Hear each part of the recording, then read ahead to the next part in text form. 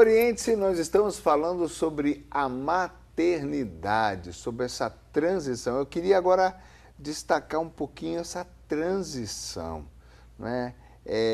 Para algumas mulheres isso pode ser quase que um susto, um tranco, uma surpresa, como um acidente de percurso, um tropeço.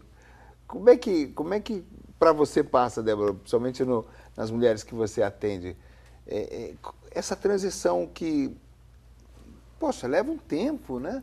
Tempo razoável, dá tempo da pessoa digerir, mas nem sempre a pessoa consegue conceber, estar de fato preparada. É verdade. O que eu percebo, às vezes as mães, elas têm aquela falsa ilusão de que a maternidade é algo perfeito. Então, que o filho vai ser bonzinho, que o filho não vai chorar, que ele vai ser educado. Tem uma programação pré-concebida. Que ela vai conseguir continuar dando conta do que ela já dava anteriormente. Então, ela era profissional, ela era esposa, vaidosa e tal.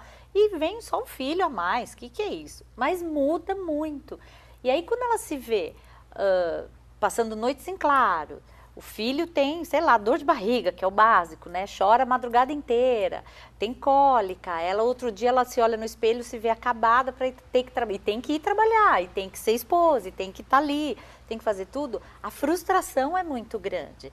Aí a mãe fala, poxa vida, mas não era bem assim, né? A minha imaginação era, que eu falo, aquela família margarina, que é perfeitinha, né? Pai bonito, mãe bonita, comida na mesa, todo mundo harmonioso.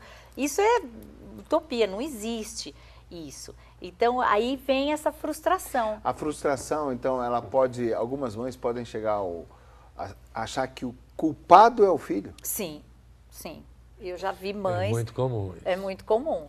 Muito comum. De que ele veio para acabar comigo. Ele veio justamente para isso. E de fato, se ela não tiver um preparo, é muito fácil pensar isso, né? Porque, veja, esteticamente ela foi comprometida.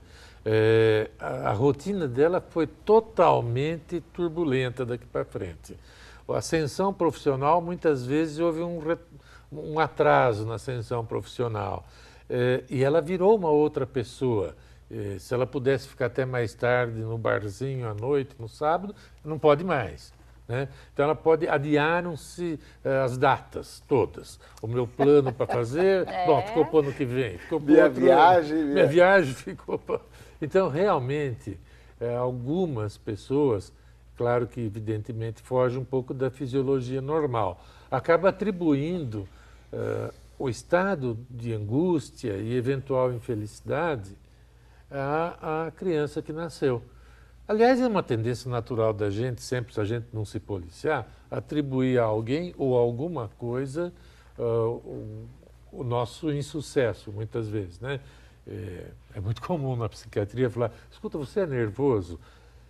Não, eu não sou nervoso, desde que não mexa comigo. Quer dizer, ele está vinculando ao outro, né? Vinculando ao outro, né?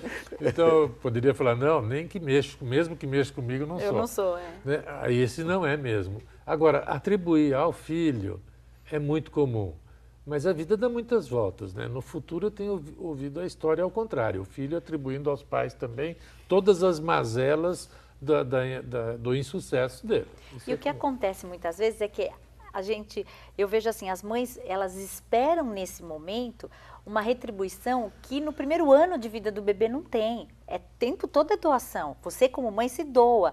O seu filho não tem condições de olhar e falar, mamãe, obrigado, você passou a noite sem dormir, mas eu te amo. Aquilo que, vamos dizer, daria uma acalmada, uma retribuição, não existe, porque é doação o tempo todo. Você se doa, se doa, se doa, se doa.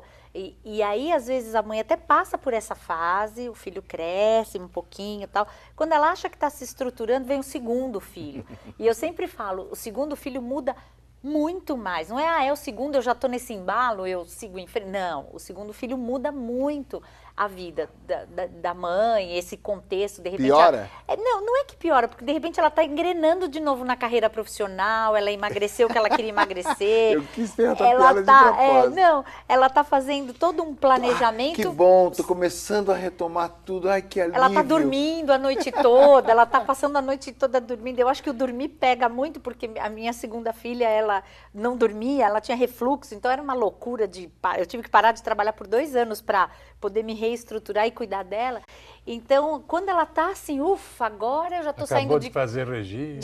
Tô saindo de casa só com uma bolsa, porque até então era uma sacola, um carrinho, né? Eu tô só com a bolsa, pum, tô grávida de novo.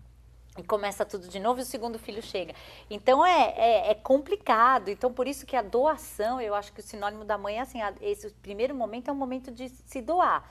Sem pensar, olha, eu vou ter uma recompensa por isso? Pode ser que sim, pode ser que não. Pode ser que nem aconteça, É muito né? bom que você tenha esse esclarecimento e que a gente tem dificuldade de esclarecer, inclusive, algumas mães. Assim como nós tínhamos dito que o sentimento do pai é diferente do sentimento da mãe, tem que ficar bem claro na cabeça das mães que o sentimento dos filhos em relação a elas é completamente diferente do sentimento delas em relação aos filhos. Claro, senão a nossa espécie não progrediria. Se a espécie evolui, se há sobrevivência da espécie, é porque a mãe tem uma doação praticamente incondicional ao filho. E, de certa forma, os pais também. De certa forma, que não é similar à mãe, mas é de certa forma. E o inverso não é verdadeiro, porque senão as crias, os filhos, se sacrificariam a ponto de morrer pelos pais e a espécie não sobreviveria. Então, a ilusão de que fala, não, eu faço tudo para o meu filho, mas um dia ele me faz, ou então reclamando, não, esse filho é ingrato, quantas noites eu perdi sem dormir por causa dele e continuo perdendo porque ele sai, não me telefona para falar onde é que está, nem que hora que chega. Mas veja bem, o sentimento dele é completamente diferente, não é o mesmo. Então, aí eu quero estabelecer então um paralelo com a parte espiritual. Porque é interessante, sabe por quê? Eu estava aqui pensando, meu Deus, o que eu no meio dessa... Não, mas olha que beleza. A doação de uma mãe é incondicional.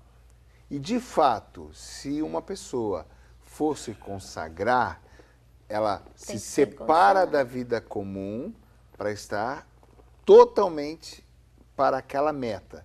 No caso, eu vou cuidar do sacerdote, vou ser intercessora, vou focar. Então, aqui também, desculpa falar assim, não estou te obrigando não, mas tem que ser incondicional. Nossa. E aí a gente fica imaginando as irmãs que vão para uma clausura. É incondicional. Ali é total. Não completa. é? Também é uma doação extrema. As contemplativas. Muito interessante, porque né? esse estado de alma se repete. Exato. Eu estou pensando em termos do desejo mesmo, né? Porque, veja, embora a fisiologia exista e o ser humano vai procriar, mas se eu converso com uma pessoa que decidiu ser mãe, eu noto nela um desejo muito grande de ser mãe, né? E encontro uma barreira muito grande caso, infelizmente, a gente diga, você não pode ser mãe. Então parece que acabou o mundo. O mundo caiu. Ou seja, aquele desejo é quase obsessivo. Quase obsessivo.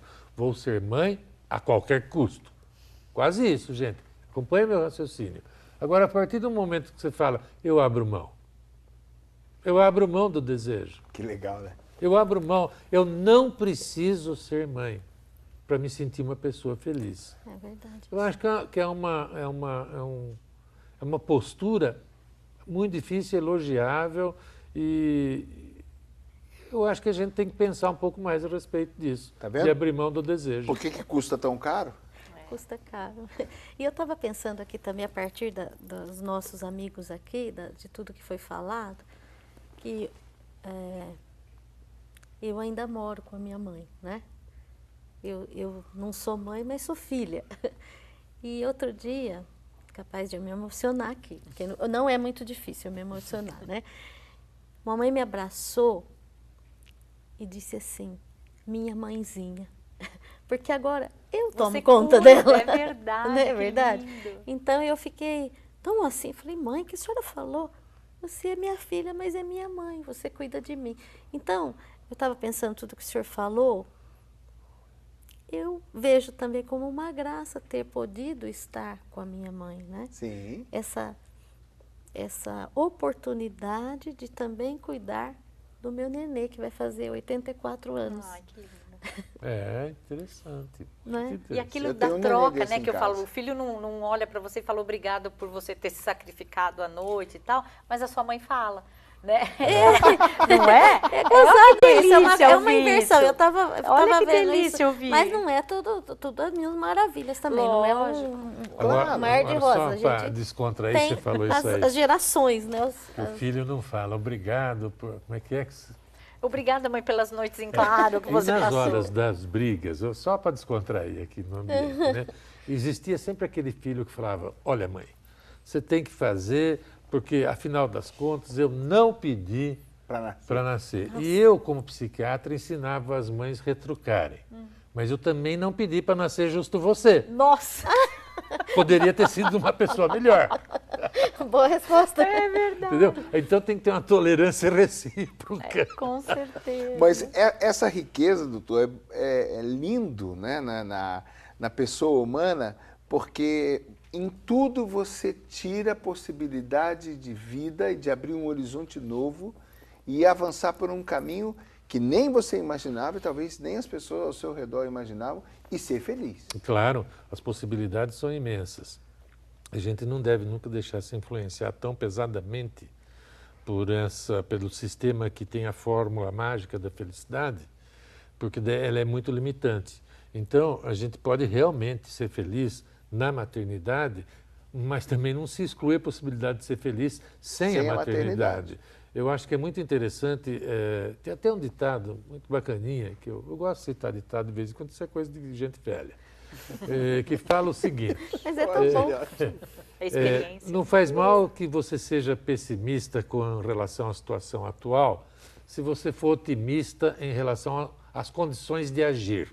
Ou seja, as possibilidades são imensas de felicidade. Pode ser que nesse exato momento eu estivesse passando uma fase crítica da minha vida e que eu estou lamentoso, angustiado, frustrado. Mas olha lá na frente, há imensas possibilidades de que seja feliz. Agora, esse preço que se paga é sempre dentro da minha alma por eu achar difícil mudar essa chavinha dessa situação que eu planejei para a situação que me surpreendeu, que não era esperada, né?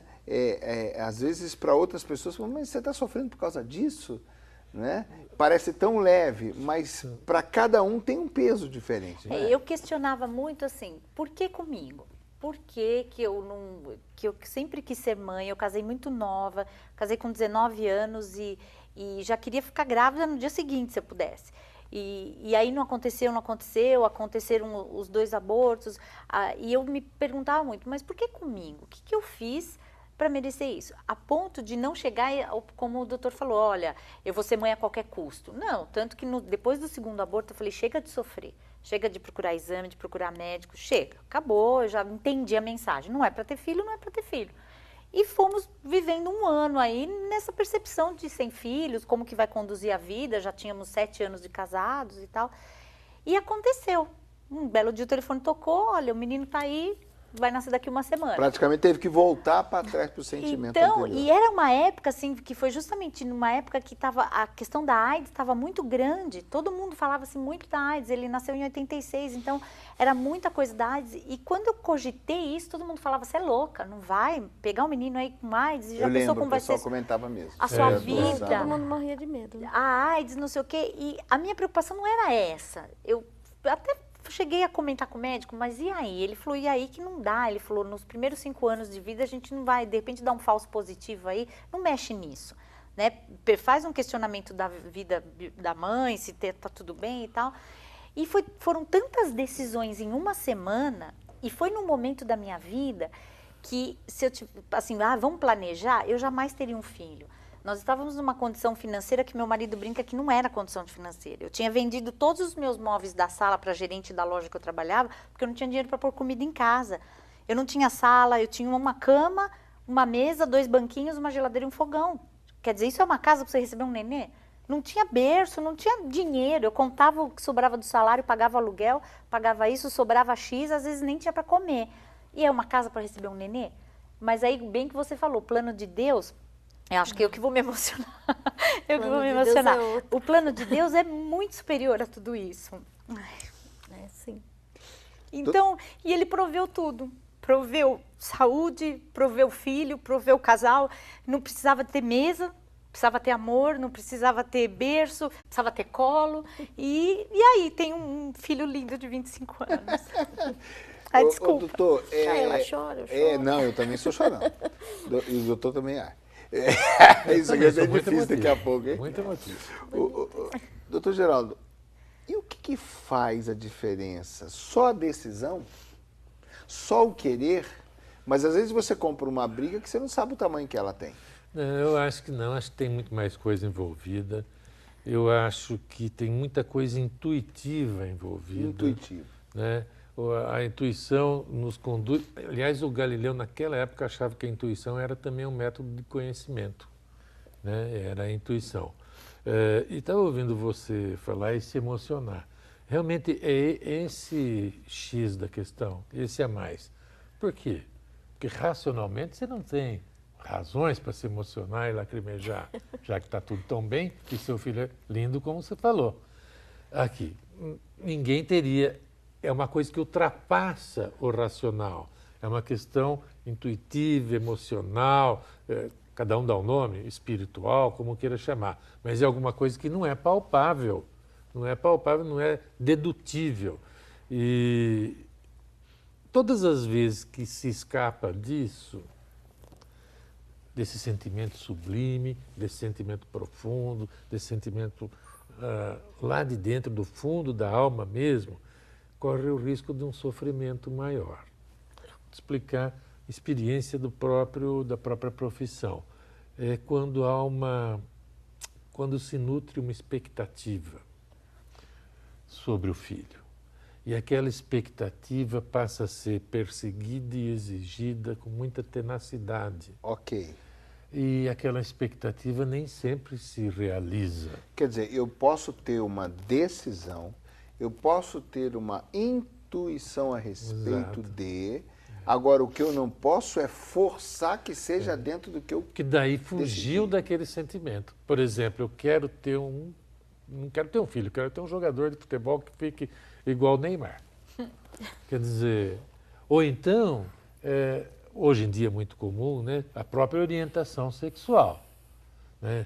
Já que nasceu um menino, é cheio de chuteirinha e camisetinha, coisa e tal, no futuro você vê que, veja, a orientação sexual vai ser, às vezes, uma opção dele, independente de sua expectativa. Então, essa postura é que acho que foge um pouco daquele aspecto incondicional. Eu vou querer um filho, é esse filho que eu quero. Quer dizer, a riqueza, a grandeza da alma aí, e em ter um sentimento sem impor condições, é o melhor remédio. É o sentimento incondicional, normalmente a gente chama de sentimento sublime. É o melhor remédio. E quando você põe racionalidade, eu quero ter um jogador igual o Neymar, você está fugindo da intuição. Ser incondicional volta para o espiritual. Porque quem você acolhe, você não sabe quem é, quem você vai ajudar, você não sabe como vai chegar. Você tem que estar com grandeza de alma para lutar por uma causa, independente de qual que ela seja. Eu estava pensando nesses meus filhos aí. Às vezes Jesus pede para rezar para um, para outro, sem a pessoa saber, ninguém nunca vai saber. Esse é Jesus que me pede e eu acolho o que ele me pede. Mas nem sempre aquele para quem eu rezo me dão as alegrias do fruto daquela oração. E aí a gente vai ficar frustrado e vai parar de rezar? Não, eu vou continuar a batalhar pelos meus filhos. Vou rezar por eles, porque eu me entreguei para isso. Foi para isso que eu disse sim. Você está coroando o nosso programa, porque está trazendo um lado da mãe que eu nem esperava, né, tocar, que é esse lado que é tão importante. O incondicional, né? O incondicional, que é fantástico, e o quanto que hoje as pessoas se frustram, se matam, se odeiam, se separam por impor condições. É quando você ultrapassa a sua parte, geralmente, né? Veja, eu poderia me sentir feliz tendo ou fazendo ou executando a minha parte. Mas não, se eu estabelecer como critério contar com a sua parte também... Para ser minha, né? Para eu ser feliz, eu estou me arriscando à frustração. Por exemplo, eu entro e falo com muito prazer, com muito gosto, com sinceridade, bom dia. Essa é minha parte. O que não é minha parte é ficar esperando vocês responderem bom dia meu. Ah, é ótimo isso. Aí responde, bom dia, né? Nossa, como é terrível você dar um bom dia gostoso e a pessoa... Não, o pior é quando ela fala só se for para você. Isso me machuca quando alguém responde dessa forma. Por isso que eu me limito a falar o meu bom dia e daí acabou. A outra parte é não da tem outra a expectativa, parte. né? Não tem expectativa. Quer dizer, nesse caso do sentimento incondicional. Incondicional. Um exemplo claro. Não tem expectativa. Né? A mãe tem que ter uma grandeza de alma de ser incondicional ao ponto de Fazendo fazer... a parte dela. E acabou. Acabou. Acabou. Acabou. Dê o fruto que der, eu fiz a minha parte. Mas também você vê, Laércio, eu casei com um homem que eu nunca vi. É um esposo exigente esse casamento É seu um aí. esposo que eu só vejo no pedaço de pão, né? Então, eu vejo que é tudo graça de Deus. Tudo Mas foi é graça. muito interessante, Maria do Rosário, porque aí você teve que trabalhar esse foco do sentimento, esse foco de ser incondicional, esse foco da alma. E a mãe nem sempre tem muito tempo para trabalhar isso, porque ela está ocupada com o físico, com o atendimento, o cuidado imediato que exige. Então, é interessante, por isso que eu quis dizer, os dois lados, porque a gente está podendo retratar aqui, né, o quanto que a pessoa da mãe é importante, ela por inteiro, né, na maternidade. Não é só... Desculpa, eu não estou desmerecendo, mas só com a sua gestação, né? Mas ela precisa estar inteira, com o coração, com a alma, mesmo que o marido não esteja, né? Ela consegue segurar muito bem se ela tiver uma grandeza de alma. Esse é o nosso Orientes, hoje falando sobre ser mãe. A gente vai para o intervalo, voltamos já já.